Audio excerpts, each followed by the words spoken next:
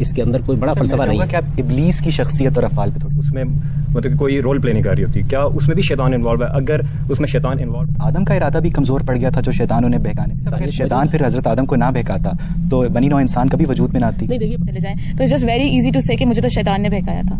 بات ہے ساری مخلوقات میں سب سے سپیریئر ہے، تو ایک انفیریئر مخلوق اس پر کس طرح سے انداز ہو؟ اس طرح کی چیزوں کے ملوث.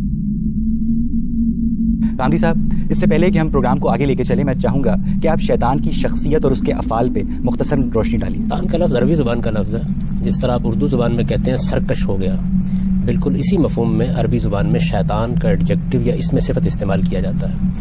کوئی شخص جب سرکشی اختیار کرتا ہے انسانوں میں سے تو اسے بھی شیطان کہا جا سکتا ہے، جنوں میں سے سرکشی اختیار کرتا ہے تو اسے بھی شیطان کہا جا سکتا ہے، یہاں تک کہ زبان کے لحاظ سے اگر کوئی جانور سرکش ہو جائے تو اس کے لیے بھی شیطان کا لفظ بولا جا سکتا ہے. تو یہ ایک اسم صفت ہے، ایک ایڈجیکٹو ہے، اور جس طریقے سے دوسرے اسماء صفات استعمال ہوتے ہیں یا دوسرے ایڈجیکٹو استعمال ہوتے ہیں، بالکل اسی طریقے سے یہ لفظ بھی عربی زبان میں استعمال ہوتا ہے.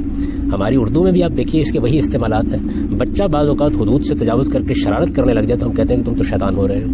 تو یہ استعمالات قرآن مجید میں بھی ہے. مثال کے طور پر دیکھیے کہ قرآن مجید کو آپ سورہ بقرہ میں شروع کرتے ہیں تو وہاں قرآن یہ کہتا ہے کہ یہ لوگ جو مصالحت کی تجویزیں پیش کر رہے ہیں، یہ جب اپنے شیطانوں کے پاس جاتے ہیں تو ان سے جا کر یہ اور یہ کہتے ہیں. وہاں ظاہر ہے کہ شیطانوں سے مراد ان کے لیڈر ہیں، ان کے رہنما ہیں، وہ پیچھے بیٹھ کر شرارتیں کر رہے ہیں اور نبی صلی اللہ علیہ وسلم کی دعوت کو نقصان پہنچانے کے منصوبے بنا رہے ہیں. ان کی اس سرکشی کی وجہ سے انہیں شیطان کے لفظ سے تعبیر کر دیا ہے. ہم اپنی زبان میں بلکہ دنیا کی ہر زبان میں اس طرح کے اسماء صفات اسی طرح استعمال کرتے ہیں. مسئلہ صرف وہاں پیدا ہوتا ہے کہ جہاں قرآن ہمیں یہ بتاتا ہے کہ جس طریقے سے انسانوں کے اندر سے بعض لوگ سرکش ہو کر شیطان بن جاتے ہیں، بالکل اسی طریقے سے جنوں کے ساتھ بھی یہی معاملہ ہوا. یعنی اللہ تعالیٰ نے جو مخلوقات دنیا میں پیدا کی ہیں ان میں یہ معلوم ہوتا ہے کہ مادے کی تینوں صورتوں سے مخلوقات پیدا ہوئی ہیں. ایک صورت تو وہ ہے جس میں ہم مادے کو ٹھوس شکل میں دیکھتے ہیں، اس سے انسان کی تخلیق ہوئی ہے، بہت سے دوسرے جانوروں کی تخلیق ہوئی ہے. مادے کی ایک صورت وہ ہے کہ جس میں وہ انرجی بن جاتا ہے، اور جس کو آپ قدیم اگر تعبیر اختیار کریں تو زیادہ سے زیادہ آگ ہی سے تعبیر کر سکتے ہیں، اس سے جنات پیدا ہوئے ہیں. اور جب وہ لائٹ یا نور یا روشنی کی صورت میں بہت لطافت میں چلا جاتا ہے تو اس سے فرشتوں کو پیدا کیا گیا ہے. تو جتنی مادے کی صورتیں ہو سکتی ہیں ان سب سے اللہ تعالیٰ نے مخلوقات پیدا کی ہیں، اور ان میں یہ تین مخلوقات بڑی غیر معمولی اہمیت کی حامل ہیں، چونکہ ان تینوں مخلوقات کو ارادہ دیا گیا ہے، ان تینوں مخلوقات کو اختیار دیا گیا ہے، ان تینوں مخلوقات کو شعور دیا گیا ہے. اب ظاہر ہے کہ جب شعور کو استعمال کیا جائے گا، ارادے کو استعمال کیا جائے گا تو برا استعمال بھی ہوگا، اچھا استعمال بھی ہوگا. جب برا استعمال آخری درجے میں ہوتا ہے اور سرکشی تک پہنچ جاتا ہے تو ہم اسے شیطنت سے تعبیر کرتے ہیں، اور جو آدمی اس طرح کی کسی حرکت کا ارتکاب کرتا ہے اسے شیطان سے تعبیر کرتے ہیں. یہ سادہ بات ہے، اس کے اندر کوئی بڑا فلسفہ نہیں ہے. کہ آپ ابلیس کی شخصیت اور افعال پہ تھوڑی سی روشنی ڈالیں. ابلیس کے بارے میں قرآن مجید نے ہمیں یہ بتایا ہے کہ وہ جنات میں سے تھا. یعنی جس طریقے سے انسانوں کے اندر سے اگر کوئی آدمی غیر معمولی سرکشی اختیار کر لے تو آپ اسے شیطان کہتے ہیں، بالکل اسی طریقے سے ابلیس نے جو جنات میں سے ایک جن تھا جب سرکشی اختیار کر لی تو اسے بھی شیطان کے لفظ سے تعبیر کیا گیا. ایک ڈیزیز ہے جس کو کہتے ہیں OCD آبسیسو کمپلسیو ڈس آرڈر، جس میں ایک تھاٹ پیٹرن بار بار ری جنریٹ ہوتا ہے، آپ چاہتے ہوئے بھی اس کو دبا نہیں سکتے. تو میرا سوال یہ ہے کہ کیا اس میں بھی آپ کی فری ول اس میں مطلب کوئی رول پلے نہیں کر رہی ہوتی، کیا اس میں بھی شیطان انوالو ہے؟ اگر اس میں شیطان انوالو نہیں ہے، اس کا گناہ سارا میرے سر ہے، تو اس اسلام میں اس کی کیا سزا ہے؟ یہ شیطان کب آپ پر اثر انداز ہوتا ہے اس کا ایک قانون ہے جو قرآن مجید نے بیان کر دیا ہے. ایسا نہیں کہ ہر موقع کے اوپر وہ یہ کام کرنے کے لیے آ جاتا ہے. سب سے پہلے آپ کا ارادہ اور آپ کا اختیار روبہ عمل ہوتا ہے. اگر آپ بیمار ہیں، آپ کے اوپر کوئی ایسی کیفیت طاری ہے کہ جس میں آپ کا ارادہ اور آپ کا اختیار ویسے ہی معطل ہوا ہے تو اس میں شیطان کیا کرے گا آ کے؟ انسان کو ایک باشعور مخلوق بنایا گیا ہے جس کو ارادہ اور اختیار دیا گیا ہے. جب انسان اپنے ارادے اور اختیار کو استعمال کر کے سرکشی کا راستہ اختیار کرتا ہے، سرکشی کا مطلب کیا ہے؟ سرکشی کا مطلب یہ ہے کہ آپ پر حقیقت واضح ہو گئی ہے، اس کے باوجود آپ اس سے انحراف کر رہے ہیں. آپ ایک چیز کو غلط سمجھتے ہیں، اس کے باوجود آپ اس کا ارتکاب کرنے پر تلے ہوئے ہیں. تو یہ چیز جب آپ کے اندر پیدا ہو جاتی ہے تو ایک خاص مرحلے پر آ کر پھر شیاطین کو بھی موقع مل جاتا ہے، خواہ وہ دنیوی زندگی میں آپ کے گرد و پیش ہوں جن کو آپ انسانوں کے شیاطین کہتے ہیں، یا وہ جنات میں سے ہوں، وہ اپنا اثر ڈالنا شروع کر دیتے ہیں. تو پہلا کام ہم کرتے ہیں، یعنی ہمارا ارادہ، ہمارا اختیار جو ہمارے اختیار میں ہے، پہلے ہم اس کو استعمال کرتے ہیں. اس کا استعمال صحیح بھی ہو سکتا ہے، اس کا استعمال غلط بھی ہو سکتا ہے. اگر اس کا استعمال صحیح ہے تو آپ کو فرشتوں کی تائید ایک مرحلے پر حاصل ہو جاتی ہے، اور اگر اس کا استعمال غلط ہے تو ایک خاص مرحلے کے اوپر آ کر شیطان اس میں دراندازی کرنا شروع کر دیتا ہے، اور وہ شیطان جنوں میں سے بھی ہو سکتے ہیں. یعنی یہ چیز ہے. جس طریقے سے آپ دیکھیں نا کہ آپ ایک غلط رویہ اختیار کرتے ہیں تو سب سے پہلے آپ کے گرد و پیش میں آپ کے جو دوست احباب ہیں ان میں سے جو کسی غلط رویے کو زیادہ پسند کرنے والے لوگ ہوتے ہیں وہ آپ کے قریب ہوتے ہیں، پھر ان کے خیالات، ان کے افکار آپ پر اثر انداز ہونا شروع ہو جاتے ہیں. اسی وجہ سے دیکھیے قرآن مجید نے یہ کہا کہ یہ جو شیاطین ہیں یہ آپ کے دلوں میں وسوسے ڈالتے ہیں، من الجنۃ والناس، یہ انسانوں میں بھی ہوتے ہیں، یہ جنوں میں سے بھی ہوتے ہیں. کیا حضرت آدم کا ارادہ بھی کمزور پڑ گیا تھا جو شیطان انہیں بہکانے میں کامیاب ہو گیا؟ آدم ہی تھے، یعنی وہ کوئی الگ سے مخلوق تو نہیں تھے نا.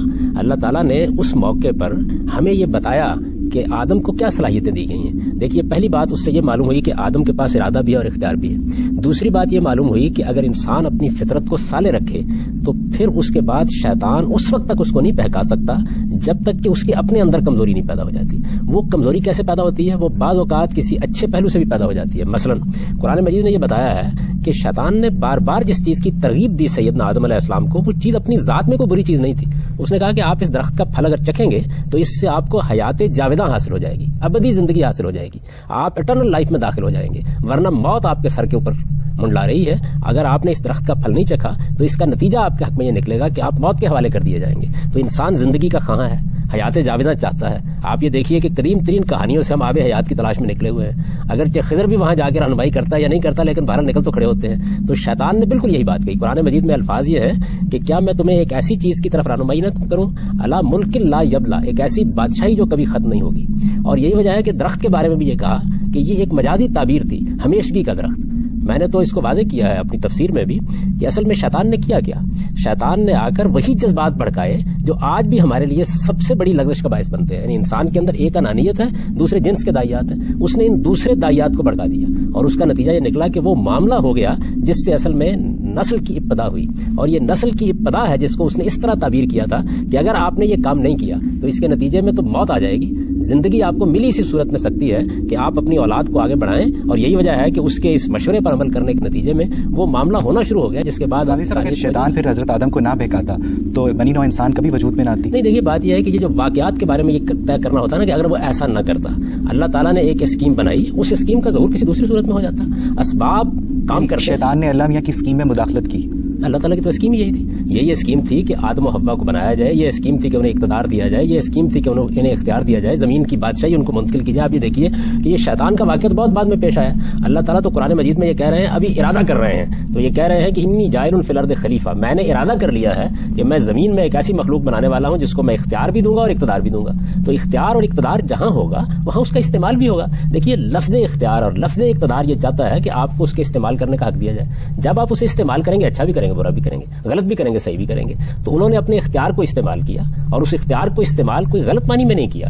یعنی ایک ایسی چیز کی ان کو ترغیب دی گئی جو اپنی ذات میں بالکل جائز چیز تھی، اس میں کوئی ممانعت نہیں تھی. وقتی طور پر اس کو روک کر کچھ سبق دینا پیش نظر تھا اور وہ سبق حاصل ہو گیا. یعنی معلوم ہو گیا کہ سرکشی اور انانیت نہ ہو تو غلطی کرنے کے بعد بھی انسان خدا کی طرف رجوع کرتا ہے. اور اگر انسان خدا کی طرف رجوع کرے تو وہ بڑی سے بڑی غلطی کو بھی معاف کر دیتا ہے، اور معاف ہی نہیں کرتا بلکہ برگزیدہ کر کے پیغمبری کے منصب پر فائز کرتا ہے. ٹھیک، آپ پوچھیے.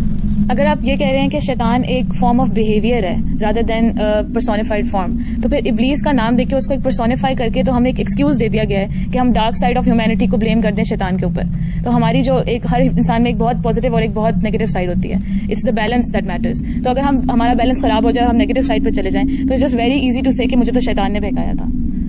پہلی بات تو یہ بھی ہے کہ میں نے یہ نہیں کہا کہ یہ ایک رویے کا نام ہے. میں نے یہ کہا ہے کہ جس وقت یہ رویہ کوئی شخص اختیار کرتا ہے تو پھر اس شخص کے لیے یہ ایڈجیکٹو یا اس میں صفت استعمال کیا جاتا ہے. یعنی شیطنت تو ایک رویے کا نام ہے، لیکن اس کو کوئی اختیار کرے گا نا. انسان اختیار کرے گا، جنات بھی اختیار کر سکتے ہیں، اس لیے کہ ان کے پاس بھی ارادہ اور اختیار ہے. پھر دوسری بات میں نے آپ کی خدمت میں عرض کی ہے کہ اصل میں ابتدا ہم سے ہوتی ہے. یعنی کسی کو ہمارے اوپر اثر انداز ہونے کا حق نہیں دیا گیا جب تک ہم خود اس کے لیے موقع فراہم نہیں کر دیتے. ہمیں ارادہ اور اختیار دیا گیا ہے، ہم اس ارادے اور اختیار کو یا صحیح استعمال کرتے ہیں یا غلط استعمال کرتے ہیں. جب ہم اس کو غلط استعمال کرتے ہیں تو اس موقع کے اوپر پھر شیاطین جن کو بھی اور انسانوں کے اندر جو سرکش لوگ ہوتے ہیں ان کو بھی موقع مل جاتا ہے کہ وہ ہمیں ترغیب دیں. دیکھیے ایک آدمی کے اندر جرم کرنے کے دائیات پیدا ہوتے ہیں، پھر اس کے بعد کیا ہوتا ہے، کچھ لوگ جو گرد و پیش میں آپ ہی کے گرد و پیش میں موجود ہوتے ہیں ان کے اندر بھی وہ چیزیں موجود ہوتی ہیں، اس کے قریب ہونا شروع ہو جاتے ہیں. ایک ایسی صحبت وجود میں آتی ہے جس میں بعض اوقات وہ ڈاکے ڈالنے کا منصوبہ بنانا شروع کر دیتا ہے، چوری کرنے کا منصوبہ بنانا شروع کر دیتا ہے. اب یہ لوگ جو پہلے سے غلط راستہ اختیار کیے ہوئے تھے یہ کس شخص کا کردار ادا کر رہے ہوتے ہیں؟ شیطان کا کردار ادا کر رہے ہوتے ہیں. بالکل اسی طریقے سے جب وہ اپنے ارادے کو غلط استعمال کرتا ہے تو ایک موقع پر شیاطین جن بھی اس پر اثر انداز ہونا شروع ہو جاتے ہیں. پہلا انیشیٹو آپ لیتے ہیں، تحریک آپ کے اندر سے ہوتی ہے, فیصلہ آپ کرتے ہیں. انسان کا ارادہ و اختیار اتنی غیر معمولی قوت ہے کہ وہ نہ صرف یہ کہ تمام شیاطین پر اس کے ذریعے سے غلبہ پا سکتا ہے, بلکہ اگر وہ ابتدا نہ کرے تو کوئی شیطان اس پر اثر انداز بھی نہیں ہو سکتا. تو اصل میں پہلے تو ہم جو کچھ کرنا کرتے ہیں, اور کسی کو آپ نہیں ٹھہرا سکتے اس معاملے میں مجرم. قرآن مجید نے دیکھیے کتنی خوبصورتی سے اس کو بیان کیا. قرآن مجید یہ کہتا ہے کہ من یعش عن ذکر الرحمن نقیض لہ شیطانا فہو لہ قرین. جو آدمی خدا کی یاد سے پہلے اپنے آپ کو غافل کر لیتا ہے, پہلے انسان یہ کام کرتا ہے. خدا کی یاد سے غافل کرنے کا مطلب یہ ہے کہ وہ سرکش ہو گیا, وہ اپنے آپ کو خدا کا بندہ نہیں سمجھتا, وہ نہیں سمجھتا کہ مجھے کسی کے سامنے جواب دہ ہونا ہے. اب جب وہ انسانوں کی جان مال آبرو کے خلاف اٹھ کھڑا ہوتا ہے تو اس کے بعد وہ مرحلہ آتا ہے کہ ہم پھر کسی نہ کسی شیطان کو اس کے اوپر مسلط کر دیتے ہیں, اور وہ پھر اس کا ساتھی بن کر ہمیشہ اس کا ساتھ دینے کے لیے تیار ہو جاتا ہے. یہ شیطان انسانوں میں سے بھی ہوتے ہیں, یہ شیطان جنات میں سے بھی ہوتے ہیں. تو اصل میں یہ بعد کا مرحلہ ہے, یعنی پہلے ہم ایک غلطی کرتے ہیں, اس کے بعد آ کر شیاطین ہم پر اثر انداز ہوتے ہیں. پہلے ہم غلط کام کے لیے باہر نکلتے ہیں, اس کے بعد بری صحبت ہم پر اثر انداز ہونا شروع ہو جاتی ہے. بالکل ایسے جیسے انسانوں سے آپ متاثر ہوتے ہیں, اسی طرح آپ جنات سے بھی متاثر ہوتے ہیں. شیاطین جن مادی مخلوق ہیں, انسان بھی مادی مخلوق ہے, تو شیاطین جن انسان کو مابعد الطبیعتی طریقے سے کس طرح بھگا سکتے ہیں؟ میرا پوچھنے کا مطلب ہے ان کا میکانزم آف ایکشن کیا ہے؟ یہ تو ہم نہیں جانتے. اس کی وجہ یہ ہے کہ بے شمار ایسی مخلوقات ہیں کہ جن کے عمل کرنے کے طریقوں سے ہم واقف نہیں ہیں. لیکن دیکھیے موجودہ سائنس نے مادی علوم پر تحقیق کی تو معلوم ہوا کہ کتنی چیزیں ہیں جو ہمارے جینز میں سے, ہمارے باہر, ہمارے داخل میں سے, ہمارے خارج میں سے, اس مادی کائنات میں سے ہم پر اثر انداز ہو رہی ہیں. یعنی کتنی چیزیں ہیں. پھر ان چیزوں کو گرفت میں لے لیا گیا ہے. آپ یہ دیکھیے کہ آوازیں جن کو ہم سمجھتے تھے کہ تحلیل ہو جاتی ہیں, ہمیں معلوم ہوا کہ محفوظ رہتی ہیں. ہم یہ خیال کرتے تھے کہ بہت سی چیزیں ایسی ہیں کہ جو ہمارے ساتھ ہی دفن ہو جائیں گی, معلوم ہوا کہ وہ خود کائنات کے نظام کے اندر نقش ہو جاتی ہیں. تو اس طرح بہت سی ایسی حقیقتیں ہیں جن کو ظاہر ہے کہ ہم بتدریج دریافت کرتے ہیں اور اپنے علوم میں بھی دریافت کر رہے ہیں. اب جنات کس طریقے سے کام کرتے ہیں, چند بڑی بڑی باتیں ان کے بارے میں بتا دی گئی ہیں کہ ان کی تخلیق مادے کی اس فارم سے ہوئی ہے جس کو ہم زیادہ سے زیادہ سمجھانے کے لیے انرجی سے تعبیر کر سکتے ہیں. یہ بتا دیا گیا ہے کہ وہ چونکہ ایک ایسی مخلوق ہے کہ جس کو آپ دیکھ نہیں سکتے, تو اس وجہ سے وہ آپ کے اوپر اثر انداز ہوتی ہے تو آپ کے شعور پر جا کر اثر انداز ہو جاتی ہے. اثر انداز کس وقت ہوتی ہے؟ جب آپ اثر انداز ہونے کا موقع فراہم کرتے ہیں. یہ بالکل ایسے سمجھیے آپ جیسے عام طور پر آپ کو پیرا سائیکالوجی کے لوگوں نے یہ بتایا ہوگا کہ اگر کوئی آدمی کسی کو ہپنوٹائز کرنا چاہے تو یہ ممکن نہیں ہے جب تک معمول خود اپنے آپ کو پیش نہ کر دیں. یعنی اگر آپ مزاحمت کرنا شروع کر دیں, آپ یہ مزاحمت کرنا شروع کر دیں کہ آپ کو ہپنوٹائز نہیں ہونا, تو کوئی بڑے سے بڑا آدمی بھی آپ کو نہیں کر سکتا. تو اصل میں آپ کا ارادہ ہے جسے پہلے آپ کمزور کرتے ہیں یا وہ کمزور ہو جاتا ہے. جب کمزور کر لیتے ہیں یا کمزور ہو جاتا ہے پھر سب کے اثر انداز ہونے کا موقع مل جاتا ہے. میں اگر یہ فیصلہ کر لوں کہ مجھے کوئی بری صحبت اختیار نہیں کرنی, کسی برے انسان کی ترغیب پر توجہ نہیں دینی, کان نہیں دھرنے, کچھ بھی نہیں ہوگا. پہلے میرے اپنے اندر کمزوری پیدا ہوتی ہے, میں کچھ کشش برائی کی طرف محسوس کرتا ہوں, اس کے بعد اس برائی کے علمبردار جو سوسائٹی کے اندر موجود ہوتے ہیں میرے قریب آنا شروع ہو جاتے ہیں. آپ نے اگر یہ دیکھنا ہو تو آپ اپنے سیاستدانوں کو دیکھ لیں, سب سے بہتر نمونے آپ کو وہاں ملیں گے. یعنی کس طریقے سے پہلے اقتدار کی حوث پیدا ہوتی ہے, دولت کی حوث پیدا ہوتی ہے, اس کے بعد قوم ملک اس کے مفادات پس پش ڈالنا شروع کر دیتے ہیں, پھر ان کے گرد و پیش وہ لوگ اکٹھے ہونا شروع ہوتے ہیں جو پہلے سے سرکشی اختیار کر چکے ہوتے ہیں, اور آپ دیکھتے ہیں کہ پھر ان کو بھی وہ اپنے ہی راستے کے اوپر چلانے میں کامیاب ہو جاتے ہیں. بالکل شیطان ایسے ہی کرتا ہے. صاحب لیکن ایک سمپل لاجک یہ ہے کہ جو سپیریئر پاور ہے وہی ایک انفیریئر پاور کے اوپر اثر انداز ہو سکتی ہے, ایک انفیریئر پاور سپیریئر پاور کے اوپر اثر انداز نہیں ہو سکتی. اب اگر انسان اشرف المخلوقات ہے, ساری مخلوقات میں سب سے سپیریئر ہے, تو ایک انفیریئر مخلوق اس پر کس طرح اثر انداز ہو سکتی ہے؟ دونوں چیزیں غلط فہمی پر مبنی ہیں. پہلی بات تو یہ ہے کہ اشرف المخلوقات کی تعبیر قرآن کی تو نہیں ہے. قرآن مجید تو یہ کہتا ہے کہ ہم نے بنی آدم کو فضلنا علی کثیر ممن خلقنا, اپنی بہت سی مخلوقات پر فضیلت دی ہے. یہ نہیں کہا کہ سب مخلوقات پر انسان اشرف المخلوقات نہیں ہے, یہ تو قرآن نے نہیں کہا, یہ کسی صحیح حدیث میں بھی نہیں ہے. یہ تو اصل میں ایک محاورہ ہے جو لوگوں نے اختیار کر لیا. ہر مخلوق اپنے آپ کو اشرف المخلوقات سمجھتی ہے. انسان کو اللہ نے بڑا اعزاز دیا ہے, بڑا شرف دیا ہے. یہ کہا ہے کہ وَلَقَدْ كَرَّمْنَا بنی آدم, ہم نے بنی آدم کو بڑی تکریم عطا کی ہے اور بڑا شعور دے کر اس کو بھیجا ہے. لیکن یہ نہیں کہا کہ تمام مخلوقات میں برتری دی ہے, یہ کہا ہے علی کثیر ممن خلقنا. دیکھیے بات یہ ہے کہ ہمارا معاملہ یہ ہے کہ بہت سی باتیں ہمارے متس کے طور پر مشہور ہو جاتی ہیں, بہت سی باتیں ہم اوہام کے طور پر مان رہے ہوتے ہیں, بہت سی چیزیں ہم کہانیوں میں سن رہے ہوتے ہیں. ہم کبھی خدا کی کتاب کو کھول کر نہیں دیکھتے کہ وہ کسی حقیقت کو کیسے بیان کرتی ہے. تو قرآن نے تو یہ کہا کہ علی کثیر ممن خلقنا, ہم نے بہت سی مخلوقات پر انسان کو فضیلت دی ہے. ایک بات. دوسری بات یہ ہے کہ یہ بات ہی درست نہیں ہے کہ ایک برتر مخلوق کی صرف اثر انداز ہوگی. دیکھیے بات یہ ہے کہ تمام حیوانات کتنے کمتر ہیں, اس کے باوجود ہم پر اثر انداز ہو جاتے ہیں. بعض اوقات ہمیں مار تک ڈالتے ہیں, بعض اوقات ہم ان کے معاملے بالکل بے بس ہو جاتے ہیں. اگر کبھی تجربہ کرنا ہو تو ایک طرف انسان کی برتری دیکھیے کہ وہ شیر کو پنجرے میں قید کر لیتا ہے, دوسری طرف اس کی بے بسی دیکھیے کہ اگر جنگل میں کہیں سانپ کا پیش آ جائے, کہیں جنگل میں سانپ کا پیش آ جائے تو دیکھ لیجیے کس حالت کو پہنچ جاتا ہے. لیکن ہم جن کو پنجرے میں قید نہیں کر سکتے, ہم جانور کو تو کر لیں گے, جن کو کیسے کریں گے؟ میں آپ سے گزارش کر رہا ہوں, دیکھیے بات یہ ہے کہ کر سکتے ہیں یا نہیں کر سکتے, اس معاملے میں لوگ اپنے تجربات مختلف بیان کرتے ہیں. اور ایک وقت آپ نے دیکھا قرآن نے بھی یہ بیان کیا کہ اللہ تعالیٰ نے انہی جنات کو جن کو آپ برتر مخلوق کہہ رہے ہیں ان کو سیدنا سلیمان کی گرفت میں دے دیا تھا, وہ ان کے لیے کام کرتے تھے.